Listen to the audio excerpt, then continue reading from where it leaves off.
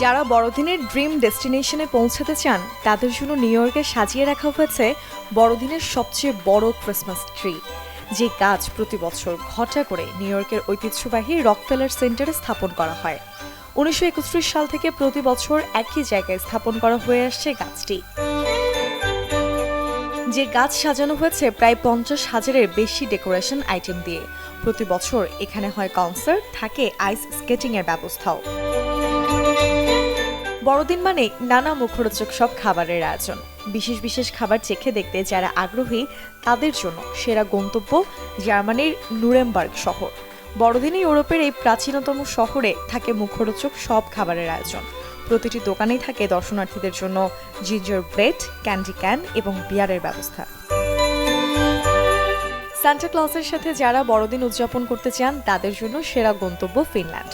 দেশটির লাপল্যান্ড অঞ্চলের রাজধানী রোভানিয়েমি শহরকে ধরা হয় সান্টা ক্লজের বাসভূমি হিসেবে। ঘন জঙ্গলের মধ্যে সরু এক রাস্তা ধরে পৌঁছাতে হয় সেই সান্টার বাড়িতে। ভেতরে ঘুরেও দেখার ব্যবস্থা থাকে। ক্রিসমাসে বেশিরভাগ জায়গায় থাকে প্রচণ্ড ঠান্ডা। যারা কিছুটা নাতিশীতোষ্ণ আবহাওয়ায় বড়দিন উদযাপন করতে আগ্রহী তাদের জন্য সেরা গন্তব্য অস্ট্রেলিয়ার সিডনি। বড়দিনের মৌসুমে সিডনিতে তাপমাত্রা থাকে 25 ডিগ্রির আশেপাশে। এ সময় সিডনির সমুদ্র সৈকতগুলো হয়ে ওঠে আরও আকর্ষণীয় এবং চোখ জুড়ানো।